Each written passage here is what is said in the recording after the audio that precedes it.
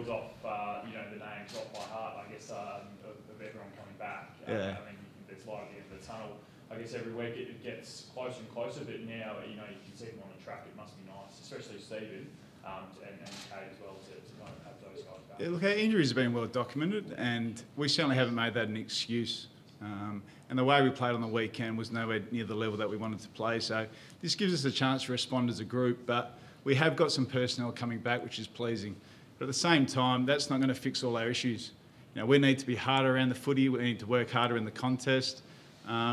And those players coming back will add some of our ability to do that. But our method of play needs to be better. And the pleasing thing to get those players back are they are senior players, and they are guys that are going to work back into our senior side. And that is something we have been craving. Simon, what can you tell us about Kyle Dunkley? Is he a chance to play this year or in the coming weeks? Look, he is. He's a ready-made player. We're not putting any limitations. He's a young player. We went to the mid-season draft to get a player that we thought would fit our footy club, and Kyle's that type of player. So he's young, yes, but he's actually played some really good footy this year. So as I said, we don't put limitation on who plays in our team. If they're competing strongly, they're working hard, they're doing the things that we know that they're capable of doing, then they get selected. And he's a competitor. So we're looking forward to getting him into our system. He won't play this week. We want to see him at VFL level, but he'll certainly bring himself into calculations at some stage, I'm sure. Simon, what's the mood among the playing group? Because outwardly you seem to be trying to keep it quite positive, but the boys sometimes look a bit flat or pissed off. Yeah, the spirits are really high. As I said a lot, we're a united footy club in this space. We're 3-7, and when you look at it from a micro perspective, we're certainly not where we want to be. And we've had some challenges, but we've also had some great opportunities to continue to bring some young players into the side, and we're seeing some of that growth in Oscar Baker, in Jay Lockhart, in Marty Hoare, that have been given these opportunities and are starting to perform well. So from a micro perspective at 3-7, it's disappointing. But what we've done as a footy club is we've said, what can we do? What can we achieve? And what are the opportunities that present in front of us? And the players have been unbelievable in embracing that and wanting to get better. And we'd made some progressions. Last week we felt that we didn't perform anywhere near the level that we wanted to, and that was disappointing. But we want to keep moving forward.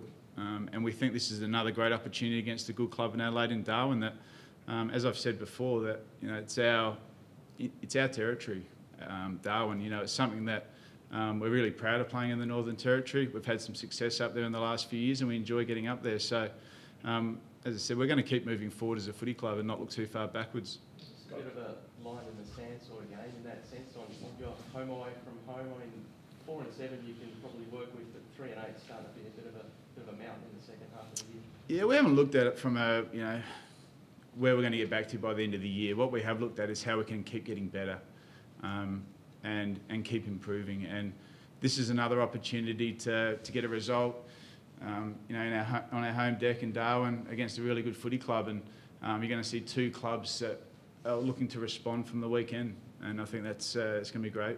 There is, I guess, a sense of urgency though, as the win-loss record goes the way it has. There's urgency in this industry every week. Every week is important, and it doesn't matter if you're 3-7, if you're 7-3. Every week's critical to you, not only short term, but in terms of your development of your footy club. So we're not going to waste any time from week to week to try and get the best thing we can moving forward as a footy club. So yeah, there's a sense of urgency, but there's a sense of urgency every week. Taylor Walker's come under a fair bit of fire, and I guess you probably know what the Adelaide press can be like. What do you do? I guess he's going to respond. I mean, what do you do in terms of taking the initiative, making sure he doesn't get in the game early? Yeah, good mates with Tex. He's been under the pump, but he's full of character, Tex. He's a really good person. He's full of strong character, and there's no question that he'll come out and look to respond. All we need to do is play our best footy and try and limit that supply, but also, we'll have some plans and some players that'll play on him and hopefully get on top of him, but hope he doesn't turn it around this week. In terms of the contested ball, I mean, last year was obviously such a key thing, especially last week was something you just got absolutely smashed at. Has that been a focus guess on the whiteboarding, the review, just the disparity? Yeah, look, I spoke about it after the game. It's probably been something we've remained pretty strong at for most of the year, our contest, but last week we got dismantled in that space. We're minus 30 at three-quarter time, so it's an area of our club that we want to be strong at. We want to get it back.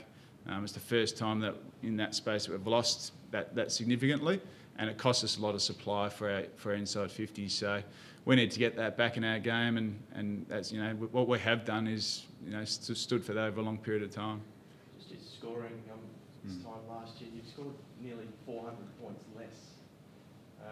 It's obviously a dizzying drop off. I guess why is that simply, and how do you fix that quick? It's a range of things. Cohesion's a big part of footy, being able to play together for a long period of time, and obviously when we've had the players out that we've had, we've lacked that continuity. Like Tim Smith, he's played 8 games, 9 games. Jaden Hunt's played 8 games as a forward. Jay Lockhart's played 8 games. So they haven't played a lot of footy together. So we're building that cohesion as a forward group. But there's a lot of things we can work on with our method going in as well that'll aid that. But it's something that we know is going to come on the back of good contest and good defence. And if we keep chipping away, and it's been a focus of us for a while now, is to increase our ability to score from turnovers and efficiency inside forward 50. So we're not sitting here saying we haven't got a problem. We have, in terms of getting it better. But we're working really hard at doing that. Jaden, all due respect to him, is your leading goalkeeper. It's probably not really how you envisioned that before the season. Do you need to get more out of your tools?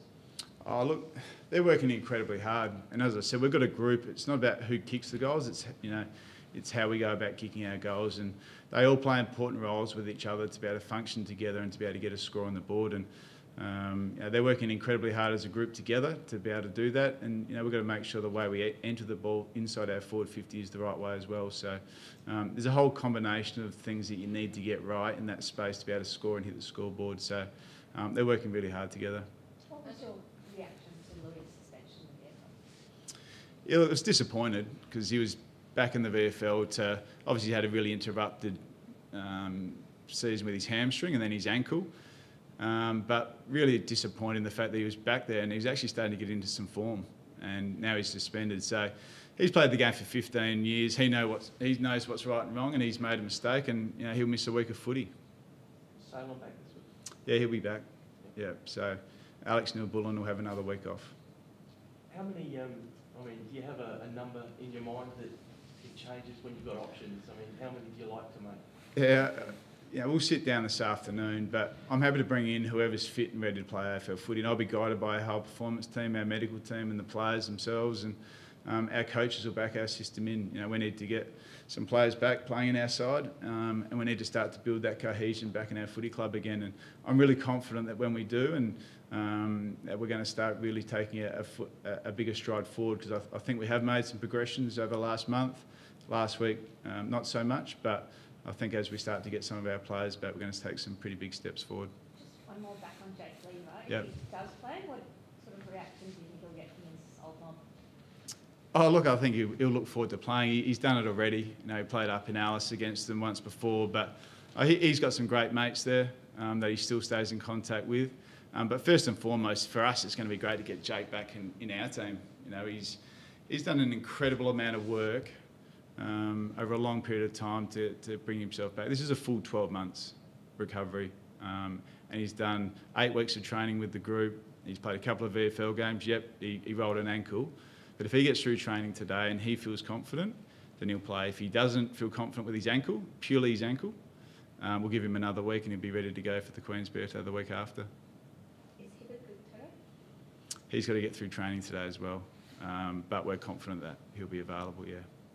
Does playing the Crows resonate with you on any other level at all? Or is it a different lifetime? It's a long time ago, but clearly it was a big part of my life. 15 years at the one club, have really fond memories, still have some great friends there, some great people that are involved in the footy club. So yeah, they still hold a pretty special part. My son often talks about with the father-son that he's potentially going to have to go and play for Adelaide, which I think he might have his expectations a bit out of whack there, but he's, so there's obviously a lot of fondness around the footy club still from my end. But, you know, that's a long time ago, and I'm a big part of the Melbourne Footy Club, and I love this footy club. How old's your boy? He's 11. He's 11? Yeah. So he's already looking at... Oh. I know one thing, he wakes up and he dreams about playing AFL footy, and that's a great thing for a young boy, and like many young boys do. Does he sleep with a Melbourne jumper or an Adelaide jumper? Melbourne jumper, yeah. Cheers, thanks guys.